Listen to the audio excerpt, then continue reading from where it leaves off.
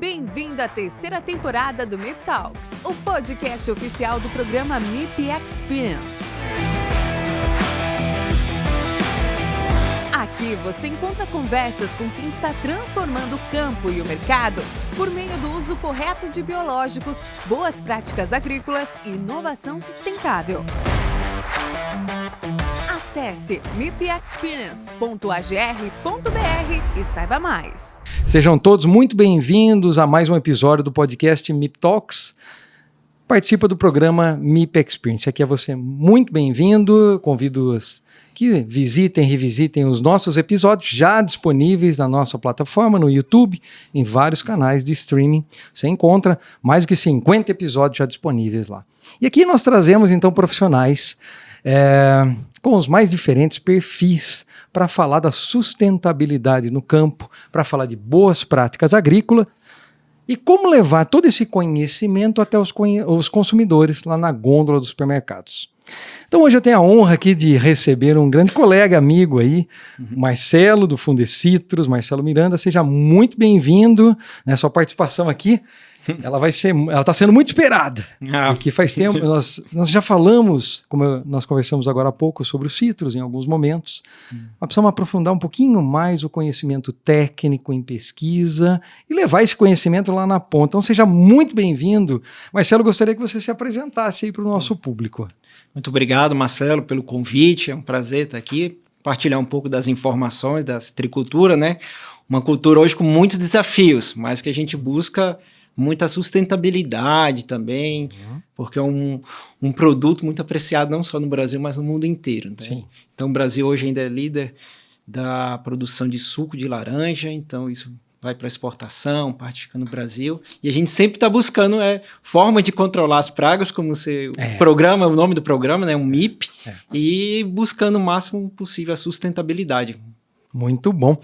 Marcelo, para começar, eu queria que você contasse um pouco aqui para o pessoal que nos acompanha, né, um pouco da sua trajetória, né? Você é entomologista.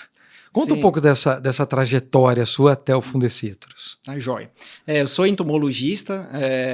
Na verdade, é engraçado que quando eu comecei na graduação, eu fazia estágio na fitopatologia. Aí sempre tem aquela brincadeira dos entomologistas com fitopatologistas. Só que aí eu brinco, eu fui abençoado. Então, tiraram o pessoal, na época eu fazia estágio na Embrapa Mandioca e Fruticultura. Aí eu tive que começar a trabalhar com o pessoal da entomologia, porque o grande desafio na época, não só aqui em São Paulo, mas na citricultura no Brasil inteiro, era a CVC, né, que é transmitida por cigarrinhas. Então, a gente começou a trabalhar com entomologia. Lá Mais ou menos em que época? Eu terminei a graduação em 2001. Aí depois eu vim para a Exalc, né? Tive essa colaboração junto com o pessoal de Piracicaba, aqui da Exalc, com o professor João Lopes, e comecei a fazer o mestrado, doutorado, mas sempre com citros. Trabalhei sempre na citricultura, insetos vetores, e no final do meu doutorado, eu passou alguns meses, fiz um processo seletivo e comecei no Fundecitrus já no mesmo ano. E desde 2008 até hoje eu estou lá. Que joia! E por que a cultura dos citros? Desde o início? Foi sorte? Foi o quê? A sua família já era de citricultores? Você conhecia a cultura antes? Não tinha nenhuma relação. Eu gostava já da parte de fruticultura, né? De uma forma geral. É uma área que me interessava. Aí a gente começou com citros lá e aí eu fui gostando.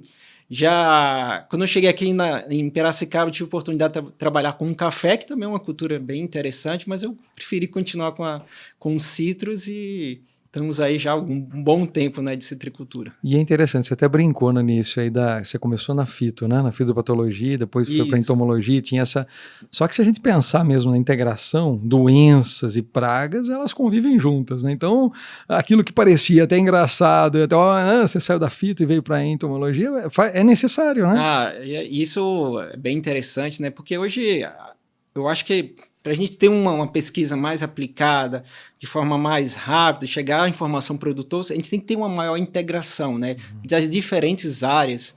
Lá no Fundecitrus, né, nós temos os colegas da fitopatologia, entomologia, mas todos os projetos são muito integrados, todo mundo participa justamente para pegar os gargalos, a especialidade de cada um, para a gente ter esses processos mais rápidos, mais eficientes. Então, uma boa interação nessa área de fitopatologia com entomologia. Entomologia, essa conexão é necessária. Né? Ainda mais quando você trabalha numa cultura que tem insetos vetores de fitopatógenos. Exato. Então, a gente é mais importante ainda essa colaboração. Que é o que nós vamos falar daqui a pouco. Com certeza. Muito bom. Marcelo, conta um pouquinho aí para o pessoal que ainda não conhece. O que é o Fundecitrus? Desde quando existe? Por que houve essa iniciativa? Quais são as principais atividades? Joia. Bom, o Fundecitrus, ele foi criado em 1977 como um fundo de defesa, ajudava o governo nesse braço, a parte de fitossanitária, de fiscalização. Mas na década de 90 foi criado o departamento de P&D, né? Começou a falar, é importante a gente também trabalhar com pesquisa.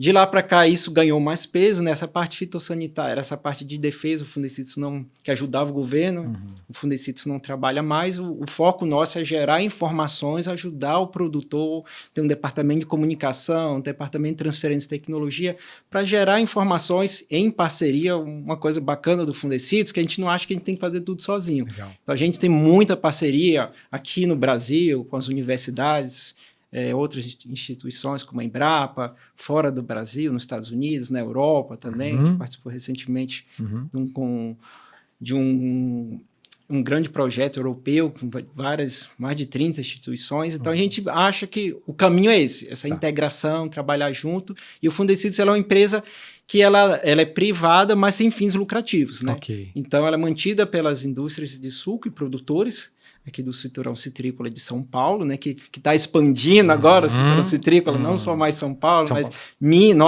Triângulo Mineiro, agora um pouco para o Mato Grosso do Sul também. Então, o Fundecitrus é mantido pelos citricultores e pela indústria, e a gente está colaborando em outras áreas, sempre tentando trazer informações para os produtores. Nesses 48 anos...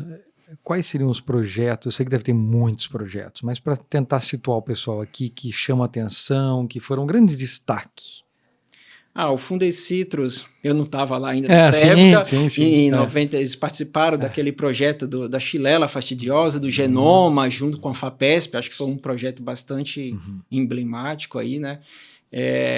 Participou ativamente de várias ações do setor, quando chegou o Green, que é o Hong Long Bean, o HLB, como essa doença hoje que é a pior ameaça da citricultura mundial. Né? Mundial. Não só do Brasil, a gente pode comentar um pouquinho mais a situação em outros países também.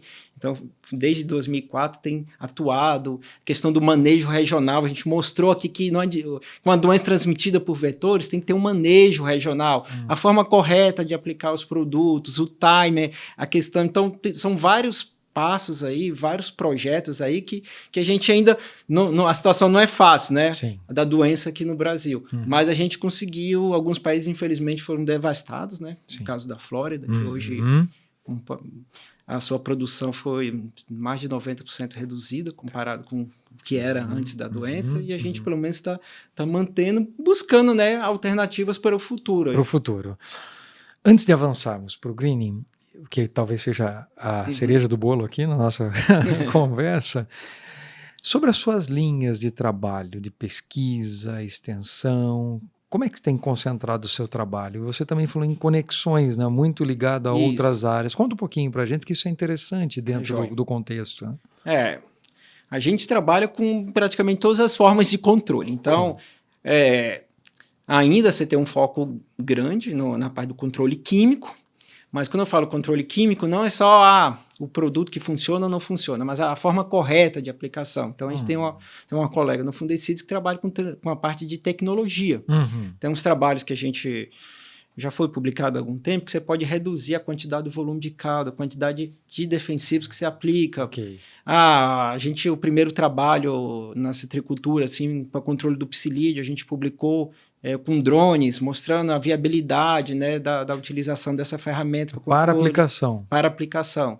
Então, tem essa área de controle químico, tem a parte de controle cultural, né? Os trabalhos aí mostrando os primeiros casos, aplicação do trap cropping, né, do plantio isca, né, como uma alternativa para o futuro, para o controle do psilídeo, a utilização do caulim processado, a gente pode comentar um pouquinho na frente, que é um silicate de alumínio, que ele é, vamos dizer, uma forma mais sustentável, porque ele não Ele até é regularizado para agricultura orgânica. Ok. Então, ele tem quando você pulveriza, forma uma partícula branca na planta. Ah, sim. E com isso, você tem uma redução populacional do psilídeo. E por meio de um grande projeto junto com a FAPESP, grandes áreas, né, a gente mostrou que durante 5 anos, em diferentes regiões do estado de São Paulo, você tem uma redução bem significativa da população do inseto e da doença. Então, é uma coisa interessante, hoje já está sendo cada vez mais utilizados pelos citricultores para complementar. O citrus ele é interessante, né? Porque ele tem as pragas ocorrem em épocas, né? Aquilo que a gente estávamos falando da CVC agora há pouco, antes de entrarmos aqui, né? Das cigarrinhas, depois nós vamos para o bicho-furão, depois nós vamos para o psilídeo, para os ácaros, né? O ácaro da leprose e tudo mais, né? Os tetraniquídeos.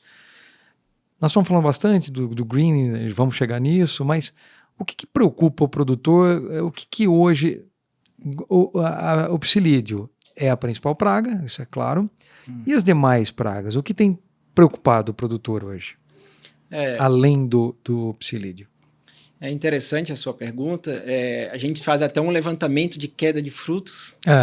Porque o Funesi tem um departamento na parte de pesquisa e estimativa de safra. E já faz junto, né, o levantamento de queda de frutos. E é interessante que o green é o principal motivo, sim, mas depois, falando em pragas, a gente tem aí a questão vem junto mosca das frutas e bicho-furão, também são, vamos dizer assim, em segundo lugar, o que mais causam a queda de frutos. Aí nós temos problema com a leprose, né, que é transmitida pelo ácaro da leprose, um vírus que derruba os frutos também, em algumas áreas, principalmente centro-norte. Se a gente não tomar cuidado, regiões mais secas e quentes, ele é uma praga bastante severa. O ácaro da leprose eu conheço, porque quando eu comecei na mestrado lá com o Celso, trabalhava com o ácaro da leprose. Muito da resistência, coletava, criava. Ainda existem esses desafios, né? A questão de acaricidas não é tão... Não temos tantos produtos como tem inseticidas, então... E o ácaro da leprose, como você conhece, é um caso especial, né? A gente tem que tomar um pouco mais de cuidado. E tem outras doenças também que são importantes, aí tem outros ácaros, né? Mas você tem também a pinta preta, que é causada por um fungo que derruba. Você tem o cancro cítrico, que é um grande trabalho do Fundecidos também, mostrando a questão do manejo, né? Hoje você não precisa mais fazer erradicação, mas é uma doença manejável, o cancro cítrico. E podridão floral, que causa queda de frutos, a estrelinha, né? Sim, a estrelinha florada. Então, tem bastante coisa, viu? A gente brinca, Marcelo, que São Paulo tem uma das melhores condições para produzir o suco de laranja. As nossas condições, né? Muito quente, muito frio. Você tem uma condição excelente para produzir suco de laranja, produzir laranja. Mas a gente também tem uma condição muito favorável para a ocorrência de pragas e doenças. Então, quer dizer, temos ônus e bônus aí. Né? Isso. Você falou, eu não sei se a gente pode entrar nisso já, mas você falou que os citros, as áreas estão migrando, né, para outros estados. Sim. Qual a principal justificativa? Hoje eu entendo que a gente enxerga, né, que a questão do greening mesmo, né? Algumas regiões, se pegar aqui na região tradicional do estado de São Paulo, Limeira, aqui essa faixa, a incidência da doença está muito alta, né? Então tem muitos produtores buscando, porque é uma forma de manejo também, você buscar áreas mais isoladas, porque essa doença, como você falou, é o psilídeo que transmite a bactéria, ele vai fazer a disseminação, e ele pode ir 5 quilômetros ou mais. Então, quanto mais próximo de uma fonte, mais problema você vai ter. Então, eles estão buscando áreas mais isoladas para justamente você ter um manejo, conseguir que o pomar chegue à fase adulta, né? E você também não tem a necessidade de um manejo tão intenso por causa dessa constante migração de insetos já com portadores da bactéria. Deixa eu perguntar, falamos muito sobre mudanças climáticas, essa alteração, né, saindo do estado de São Paulo, tem condições boas, né? Você acabou de mencionar, certamente as condições climáticas também, né, favorece a cultura, favorece as pragas, e quando ele sai e vai para uma outra região, essas questões podem impactar a produção. Sim, é uma boa, interessante você falar, porque uma área que teve uma expansão, já tem mais algum tempo, mas agora é a região do Triângulo Mineiro. Triângulo Mineiro. Mas lá, a citricultura que está sendo construída lá já é uma citricultura mais tecnificada. Porque você tem que obrigatoriamente ter irrigação dos pomares. Lá é uma região mais, como você falou, uma região mais seca, uma região mais quente. Então, tem essa preocupação maior que a citricultura, quando você tem a florada, depois você tem os frutos pequenos. E se pegar uma onda de calor muito grande, aconteceu isso há 2 anos atrás, você tem uma redução significativa da safra. Então, são coisas que a gente tem essa preocupação, mas o produtor, quando vai indo para essas novas áreas, Mato Grosso do Sul também, que é bem mais recente, começou ano passado, mais intensamente, ele tem que aprender um pouco. Tem algumas coisas que vai lá, a época certa de soltar irrigação, para vir a florada, fugir daquele período mais quente. Então, são desafios também. Tem menos problema com pragas. Mas tem esses outros desafios. Mas o Fundecidos acho que tem um papel importante também na orientação desses produtores. Mesmo estando fora aqui do estado, eu acho que vocês também têm essa... Sim, hoje a gente tem um departamento de transferência de tecnologia, né? Eu digo até do mapeamento dos riscos climáticos das regiões. Essa parte dos riscos, até de zoneamento climático, a gente tem um trabalho interessante com o pessoal da Embrapa. Certo. Aqui em Campinas, né? Então, a gente está estudando essas áreas, favorabilidade para a cultura dos citros e também de ocorrência de pragas. Então, são pontos que a gente tem que estar atento, a questão de carbono também, os pomares de citros. É interessante, um estudo feito aqui com a Embrapa. Como assim? Vamos desenvolver um pouquinho mais essa questão do carbono. Das plantas de citros como estoque de carbono. Né? Tem um estudo bem interessante aqui da Embrapa, que a gente fez em parceria com a Citros, mostrando o potencial da nossa citricultura. Né? A citricultura não é só laranja, não é só os derivados da laranja, mas é uma cultura que oferece um dado interessante também nesses levantamentos, que mostraram que, em média geral, quando você pega uma média... Sim. As propriedades citrícolas, 30% da área da propriedade é preservação.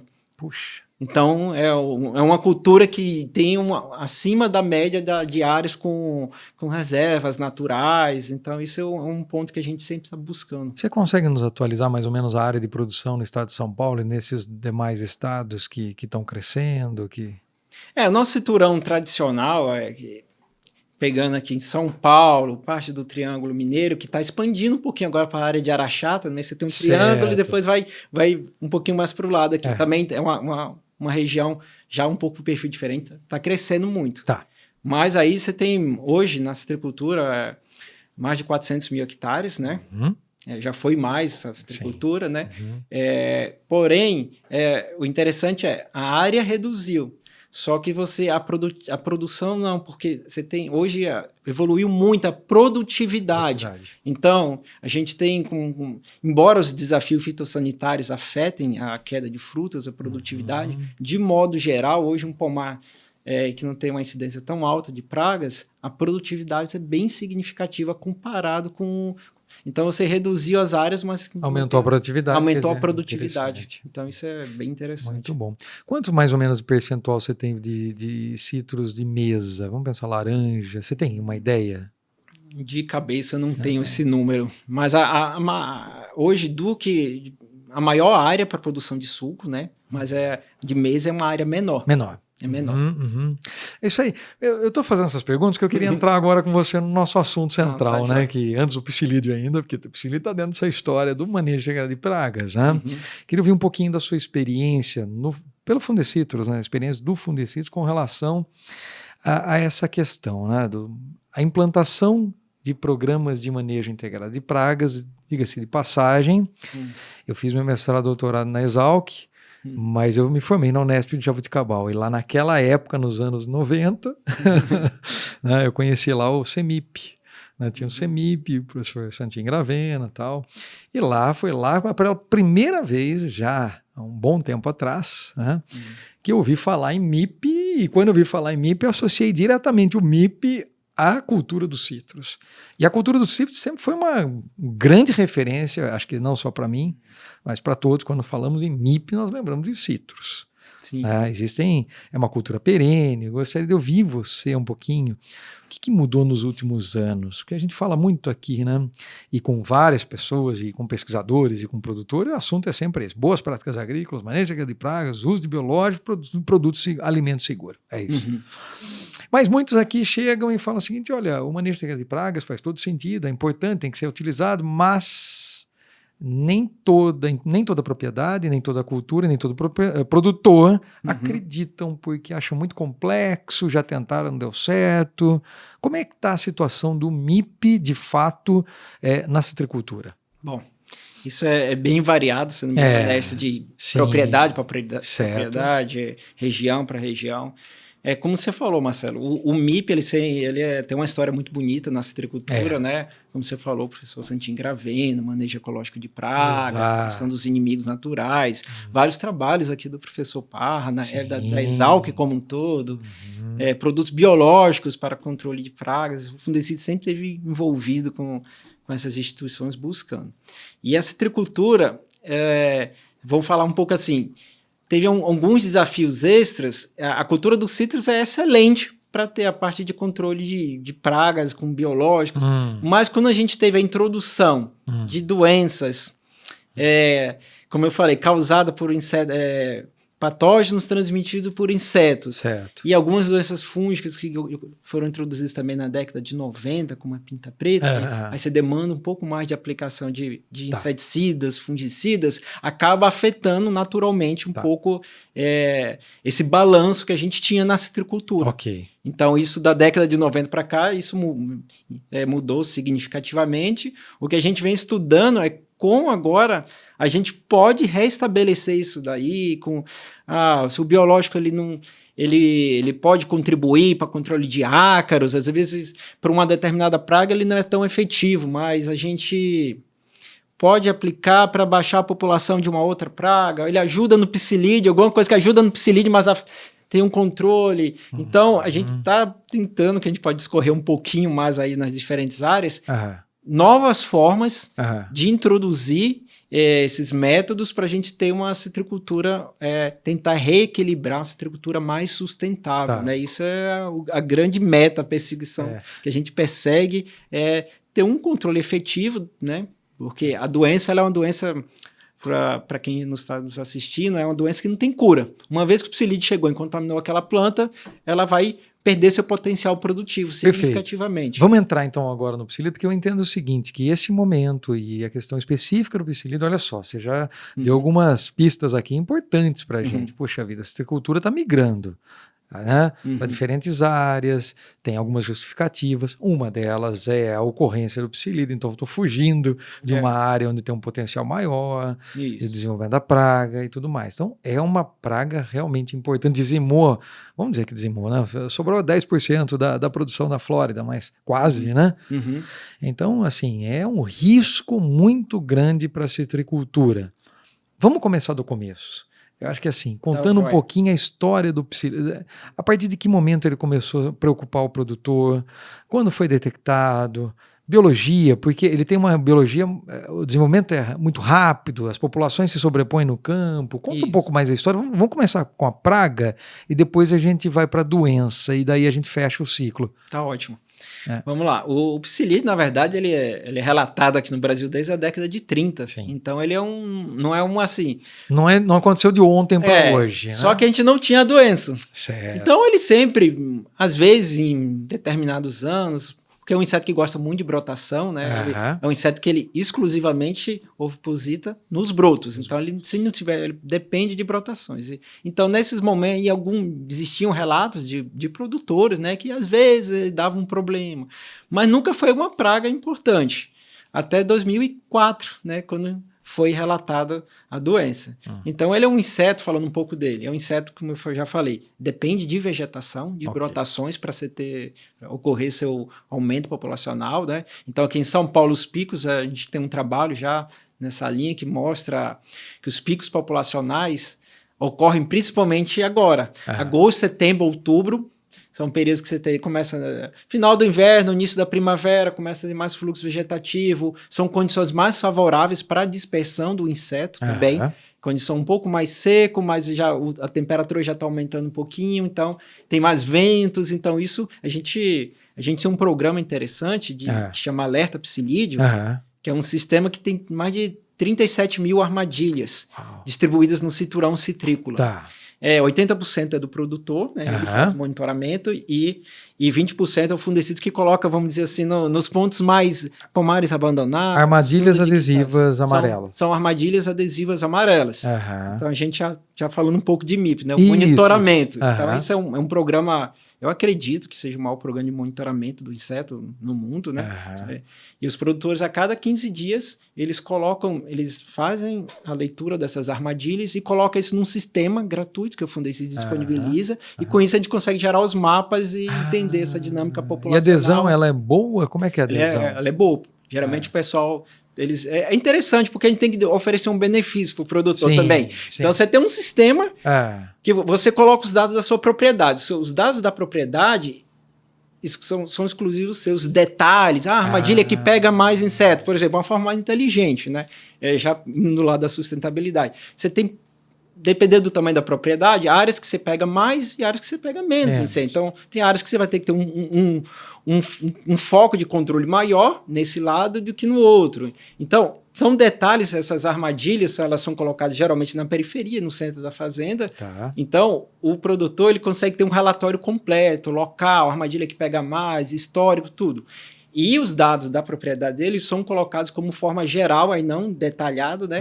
Da região, junta com outras propriedades. E a gente fala, na região ele tem acesso de Tapetininga, tem a população assim, na região lá do Triângulo. A gente consegue ver, a população é muito mais baixa do psilídeo do que na região centro do estado. Então a gente consegue ver. Ele vai acompanhando também. Isso, essa questão do monitoramento é um ponto-chave. Então a gente está entendendo, sabe, da biologia do inseto, dependente de brotos, a gente já entende melhor a questão dessa dinâmica populacional, a parte ecológica, né?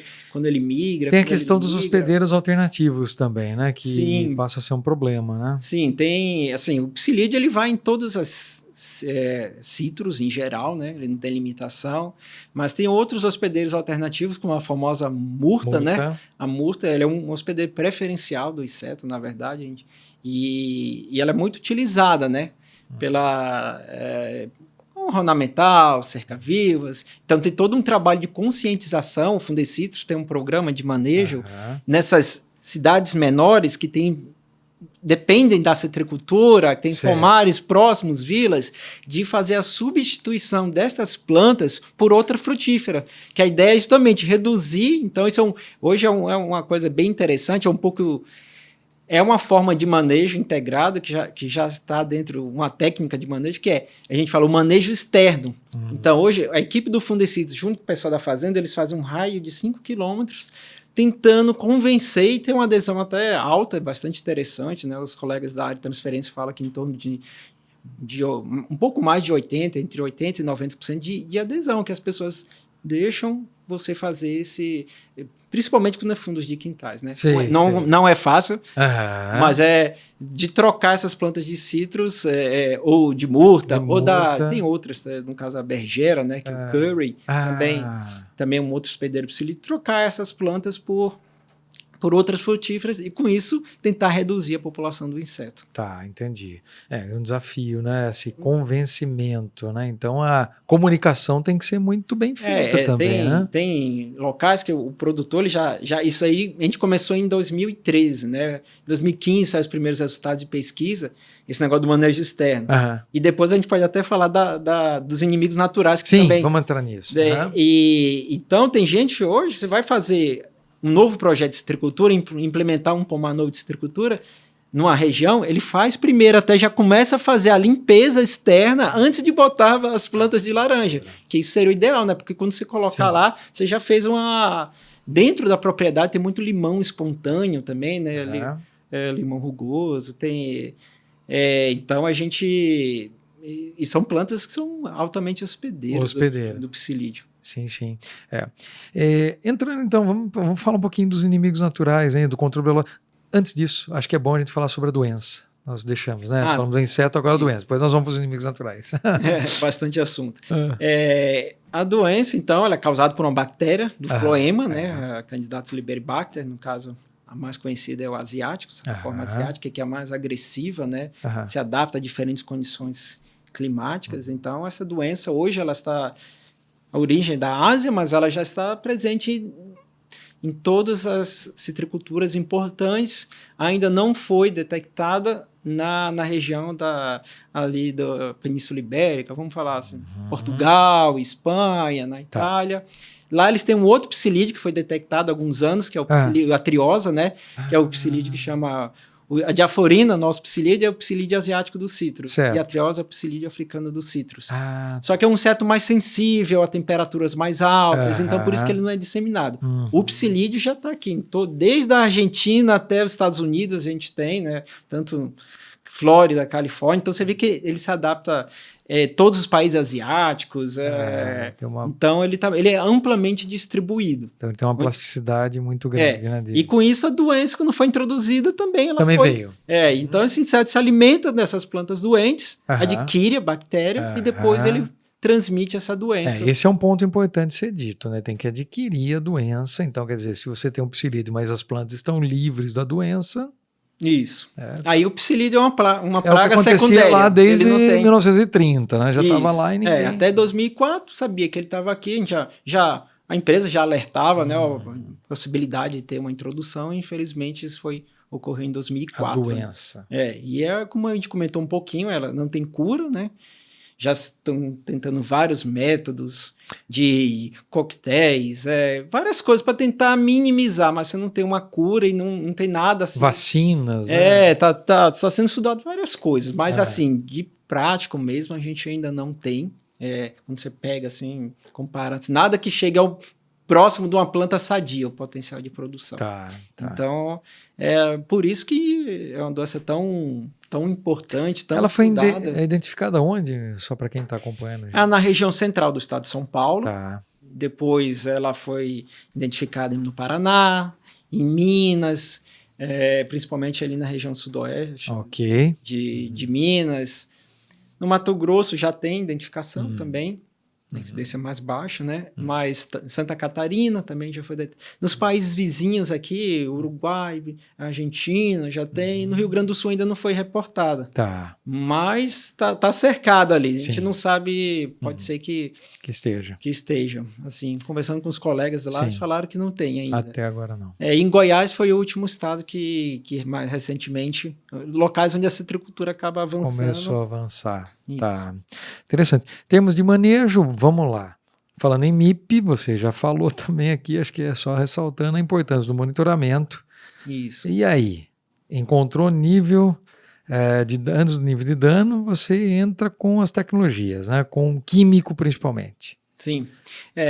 O psilídeo, como por essas características, né, o inseto vetor, a tolerância dele é praticamente zero. Né? Quando principalmente a presença, você tem uma alta chance de ter insetos portadores carregando essas bactérias. Né? É semelhante ao ácaro da leprose, né? Encontrou, tem que controlar. E então tem a parte do controle químico, tem a parte do controle, a gente, como eu já falei um pouquinho, né, a gente vem estudando a incidência da doença cresceu bastante nos últimos anos, Marcelo, um fato até aqui da sua área, né? Pai de resistência, né? Até 2021 a gente não tinha reportado resistência aqui no estado de São Paulo. E não sei se ela veio junto ou se estava na época da pandemia, infelizmente então nesse período aí a gente começou a observar que estava tendo falhas de controle nos pomares. Por conta do aumento da pressão de seleção, né? Uso da... e porque saídas importantes de moléculas na citricultura ficou-se mais nos piretróides e neonicotinoides.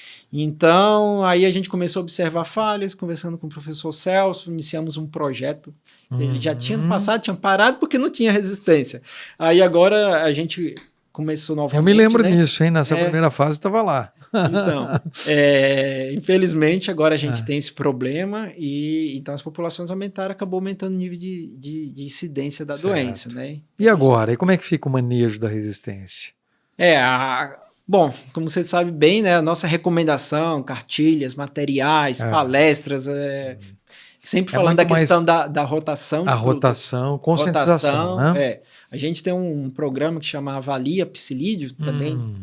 O de monitoramento é o Alerta Psilídeo. Esse que eu vou falar agora, o Avalia Psilídeo, é um programa que a gente fez assim, não é um teste clássico como você está acostumado para fazer os estudos de resistência, de Sei. criar uma geração seguinte, depois Sim. fazer as doses, as coisas. É uma coisa mais prática. Isso está sendo feito junto com o apoio da Exalc, com a resistência, mas para ter uma ideia mais prática, a gente coleta as populações de campo. Essas populações vão para Fundecitos, diferentes regiões do estado de São Paulo, passam uns 2 dias lá, vamos dizer, um descanso, depois elas são plantas pulverizadas, excluindo aqueles fatores de má pulverização, de dose correta. Assim, a maioria dos produtos que são utilizados na citricultura e avalia essas populações para ver quais os produtos que estão controlando ou não. Já foram avaliadas mais de 90 populações no estado de São Paulo. Isso começou em meados de 2023. E isso ajuda bastante, porque o produtor, ele não vai, você sabe, quando você aplica um produto que não funciona, ele acaba, será que eu vou ter que reaplicar, aumentar a dose? Isso é a história clássica da resistência. E, então, com esse programa, os produtores já estão falando, esse produto eu não posso usar mais. Então, você consegue também, de uma certa forma, embora seja de controle químico, você otimizar, né, ser mais preciso, e eles conseguem entender, naquela região eu posso usar os produtos que eu posso usar, os produtos que eu não posso utilizar. Ótimo. Então, você vai mais assertivo, não tendo a necessidade de falar, apliquei ontem, passou 3 dias, já não foi efetivo o produto. E vocês definem, então, uma graduação, por exemplo, olha, 80% sobreviveu, então ali é cartão vermelho. A gente coloca, assim, a gente estabeleceu que 80% de mortalidades, vamos dizer que são os produtos que ainda estão uma boa eficácia. Então, eles são ranqueados, isso é uma plataforma, está disponível no site do e qualquer um pode acessar. Qualquer pessoa pode acessar e é um Power BI, né? É bem interativo. Você consegue ver. Então, tem o ranqueamento dos produtos que estão sendo mais efetivos. Aí tem um mapinha que você clica nas regiões, você consegue ver quantas populações foram avaliadas naquela região e como é que está a média daquela região. Interessante, então, muito interessante. Isso ajuda muito o produtor, né? Com certeza. Bom, mas uma alternativa, talvez não mais alternativa, um caminho é o controle biológico. Isso. E como é que está o controle biológico para os psilídeos? Bom, existe hoje produtos à base de fungos entomopatogênicos, né? Até a própria Isária começou na citricultura, projeto de parceria com empresa do setor privado e a universidade, aqui no caso é a Exalc, né? A gente, então, são micro-organismos que têm potencial de controlar o psilídeo. Mas como é uma característica dos micro-organismos, eles têm um certo tempo, né, que é natural do controle biológico. E condições também tem que ser condições, Então, a gente, pensando, quando desenvolveu a ideia justamente o psilídeo ajudar a manejar a resistência. Na época, até quando a gente começou esse trabalho junto com a Exalc, não tinha resistência ainda, mas já pensando, né? Então, sabia-se, né? A pressão de seleção com os mesmos grupos químicos e ativos, uma hora vai acontecer, né? E é interessante que ele mostrou até um potencial maior em outras pragas da citricultura, como os ácaros, né? Ácaro da leprosa. Tem estudos aqui da Exalc também com ácaro da ferrugem, com pulgões. Então, é uma coisa que a gente está buscando, assim, qual o melhor momento. A gente ainda precisa entender um pouco isso na citricultura. O melhor momento, a dose correta, a concentração, o produto tem que estar realmente com concentração alta de conídeos para que ele tenha um efeito, ajuda na questão da resistência, mas pegue outras pragas aí secundárias. Você pode, no futuro, economizar aplicações específicas de um acaricida, de um outro produto aí, né? Uma cochonilha também, que tem bastante. E o produtor tem aderido aos biológicos? O produtor, ele ainda está nessa fase de adaptação. Validação. O fundecista está atuando bastante nisso também, vendo quais os produtos realmente que têm potenciais, né? A gente sabe que tem diferenças entre os produtos. E uma linha também que está crescendo bastante é a questão, o Ministério inclui como um biológico, né, mas são os inseticidas botânicos. Os botânicos. E esses, assim, até para o psilídeo estão mostrando uns resultados, porque eles já são um pouco mais rápidos, assim, a base do próprio óleo da laranja, né, produtos à base de D-limoneno, bastante interessante, você tem uma eficácia à base de outros extratos vegetais também, que a gente tem uma eficácia bem interessante no controle do psilídeo, estudos de laboratório, estudos de campo, principalmente nas ninfas, né? Então, a ideia é utilizar eles associados com os químicos para ter isso aí. E da mesma forma que os fungos, esses produtos eles também têm uma eficácia principalmente sobre ácaros e cochonilhas. Então ele ajuda também na manutenção de baixas populações. Excelente. Isso é uma área mais recente que a gente está estudando. Estudos de efeitos secundários, seletividade, compatibilidade. Seletividade, tem sido feito alguma coisa? O Fundecitrus, não, a gente teve bastante tempo parceria com o Pedro Yamamoto, né, que você comentou aqui, ele trabalha mais nessa área de seletividade. E a gente tem um grande projeto que está sendo aprovado agora, um centro Exalc, Fundecitrus e outras universidades da FAPESP para a citricultura, focado, vai ser um grande centro na área agrícola. E vai ser onde? Na Exalc? É um centro virtual, né? A instituição líder é Exalc, né? E Fundecitrus, um CPA. E nessa linha também a gente várias inovações que vão ser estudadas, né? O foco principalmente é green. E tem uma linha de pesquisa justamente junto com o Pedro, né?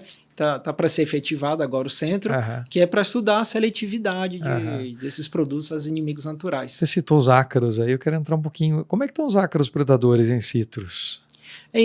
Por conta das pulverizações, né? Isso, existe estudos, o pessoal, mesmo em áreas com alta frequência, o pessoal você observa ácaros predadores, então o pessoal do Instituto Biológico, né?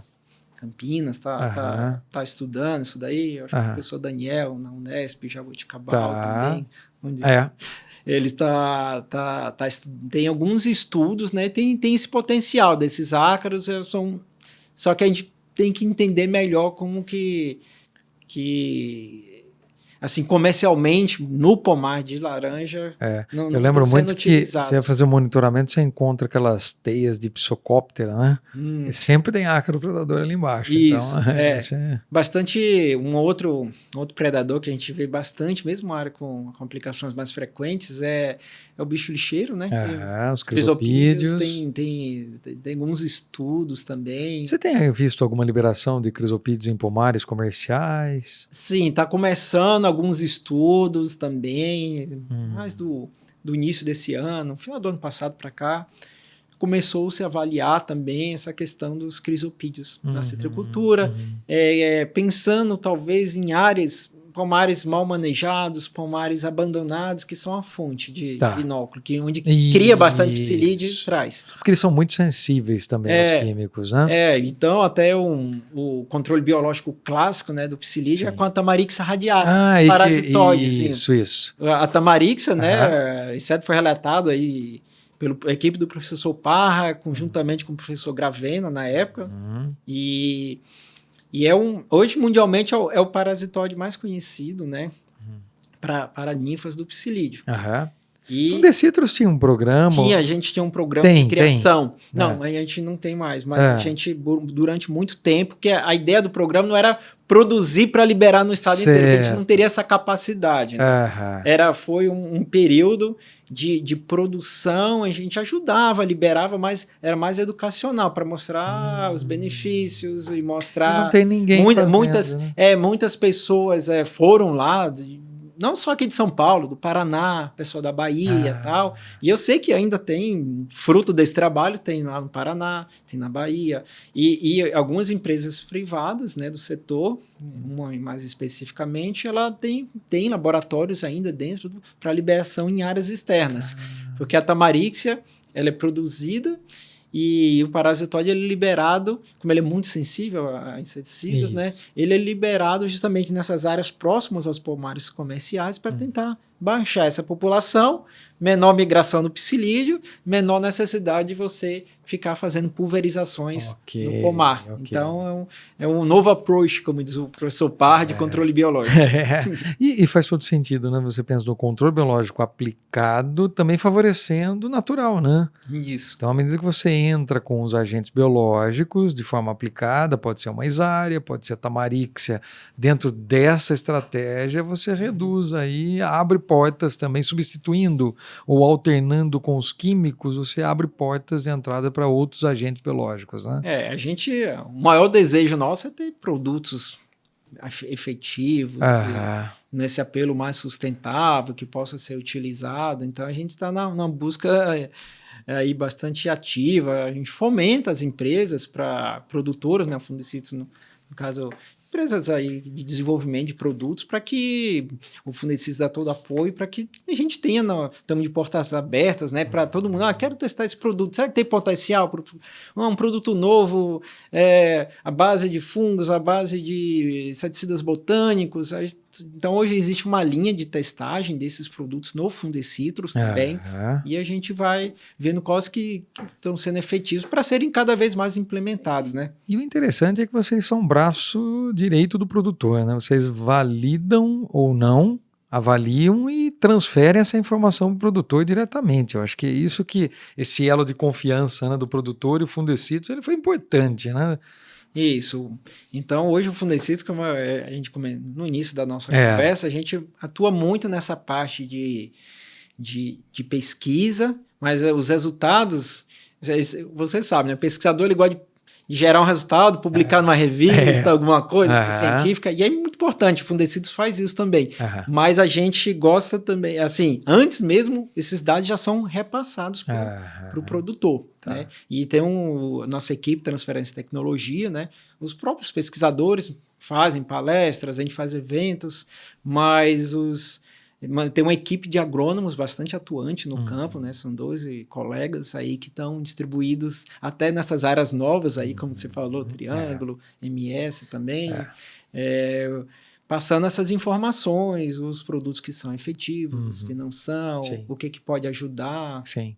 Agora, aqui, né, no programa MIP Experience, a gente fala muito que o manejo fitossanitário, né, é o principal, vamos dizer assim, é o coração, é o cerne do MIP. Né?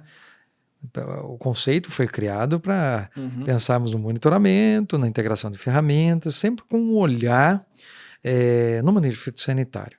Mas o que a gente tem percebido nas propriedades, de modo geral, é a necessidade do envolvimento das outras áreas dentro de uma propriedade, desde a gestão de produtos, né, de compra de produtos, orçamento, os gerentes de outras áreas, para que o MIP funcione. Outro ponto importante é a transferência do conhecimento.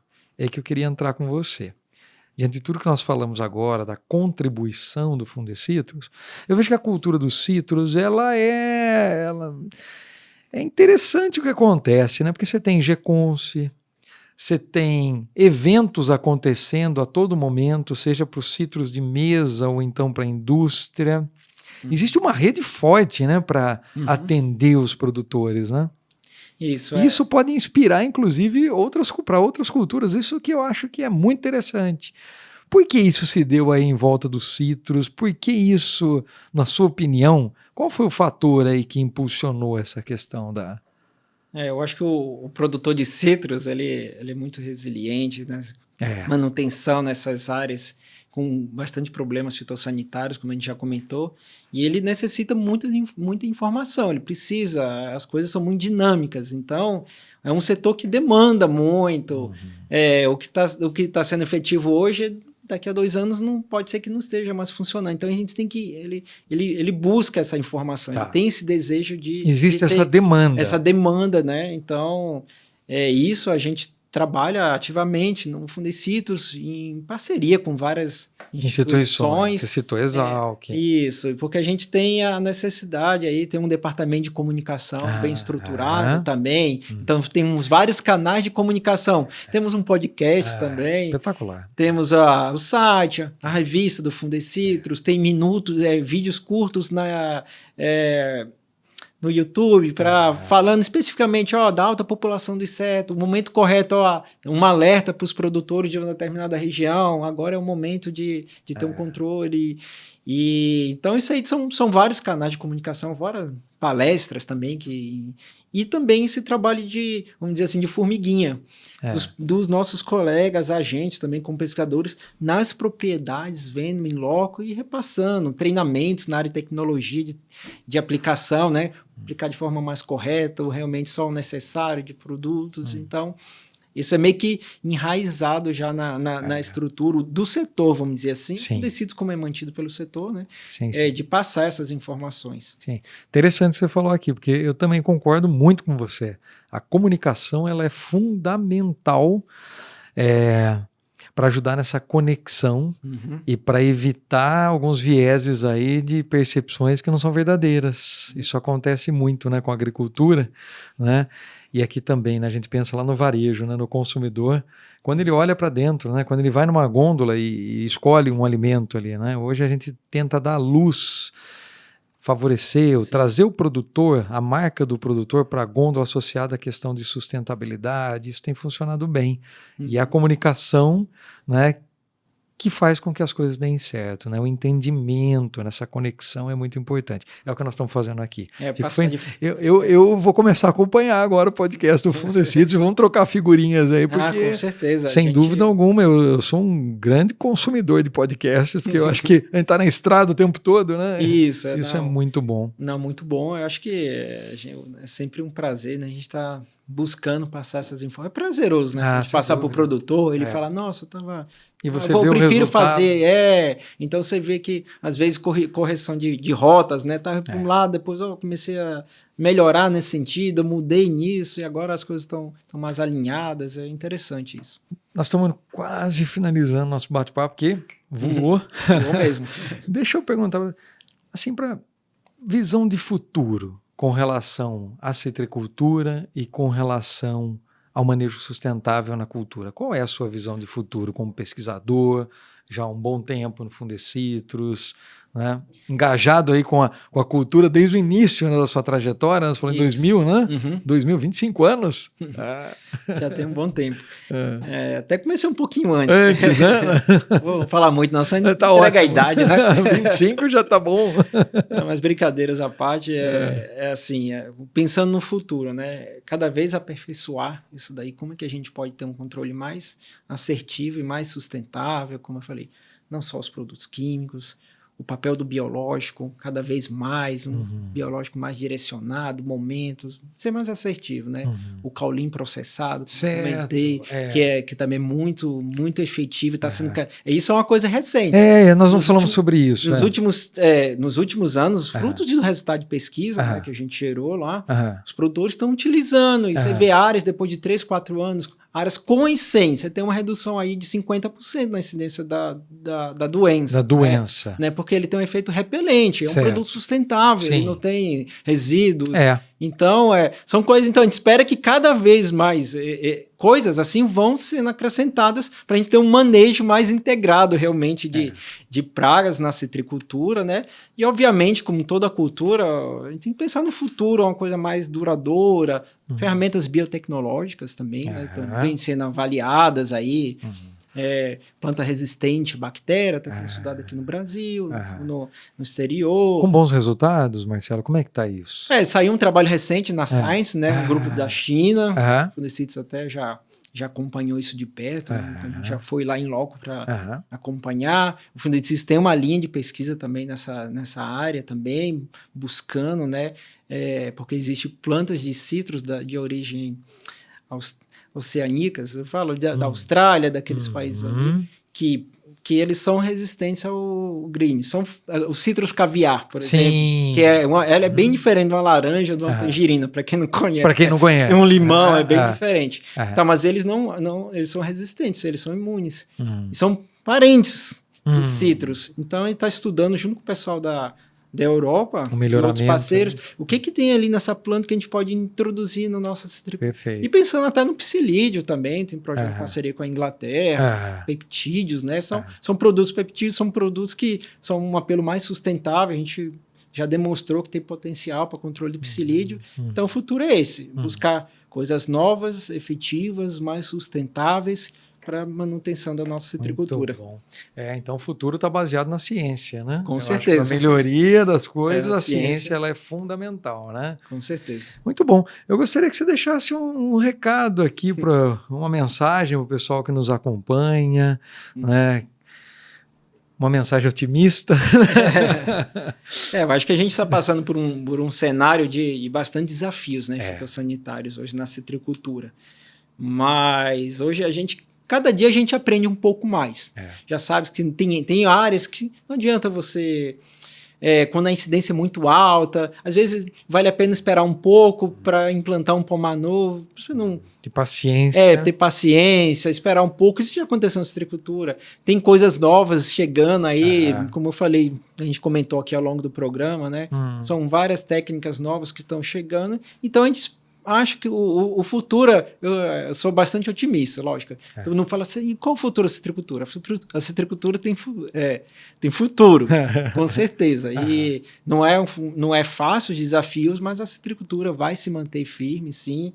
E aqui esse cinturão citrícola que é fabuloso, né? São Paulo e os estados vizinhos aqui, a gente vai ter muita citricultura. Sem dúvida alguma. E como é que o citricultor encontra o Fundecitrus? Ou quem nos acompanhou aqui quer consultar esses relatórios e... Todo o material do Fundecitrus é gratuito, está disponível no nosso site, né? O site até novo agora, foi reformulado, então... A sede do Fundecitrus... Fica em Araraquara. E temos agrônomos espalhados nas diferentes regiões do cinturão citrícola, né? Que promovem eventos locais. Mas o Fundecitrus também tem um programa de Portas Abertas, que vão grupos de produtores de uma determinada região vão conhecer o Fundecitrus. Mas uma determinada época do ano? Isso é o ano todo? Isso vai de acordo com a demanda e aí o agrônomo da região organiza e leva esse grupo de produtores. Mas assim, o Fundecitrus está de portas abertas para todos. Então, entrando em contato... Tem algum interesse em promover algo positivo para a citricultura, a gente está à disposição. Entrando em contato com o Fundecitrus, vocês direcionam para cada região, né? Ou atendem diretamente. Ou uma visita lá na sede, que é em Araraquara. Perfeito. Marcelo, foi um prazer enorme, cara, falar com você. Faz tempo que não nos falamos. Eu acho que aprendi muito aqui e atualizei as informações aqui que estavam meio defasadas. Olha, desejo sucesso para você. Agradeço muito pela sua disponibilidade imediata aí de estar aqui com a gente. E eu aprendi muito. Foi muito bom. Muito obrigado, viu? Eu que agradeço, Marcelo. Foi um prazer. E parabéns pelo sucesso do MIP Talks, que realmente está... A gente já tinha acompanhado alguns episódios e bastante interessante. Feliz de estar aqui com você hoje. Muito bom. Muito obrigado. Agradeço a todos vocês também que nos acompanharem mais esse episódio do podcast MIP Talks. Convido a todos que visitem os episódios que já estão disponíveis em várias plataformas de streaming e também no nosso canal do YouTube, canal do YouTube da Promip. O programa MIP Experience, ele já virou um selo, certificação e já está nas gôndolas dos supermercados. Então você encontra lá a Joaninha identificando aquele produtor que produz de forma segura e sustentável. Até a próxima. Bem-vindo à terceira temporada do MIP Talks, o podcast oficial do programa MIP Experience. Aqui você encontra conversas com quem está transformando o campo e o mercado por meio do uso correto de biológicos, boas práticas agrícolas e inovação sustentável. Acesse mipexperience.agr.br e saiba mais.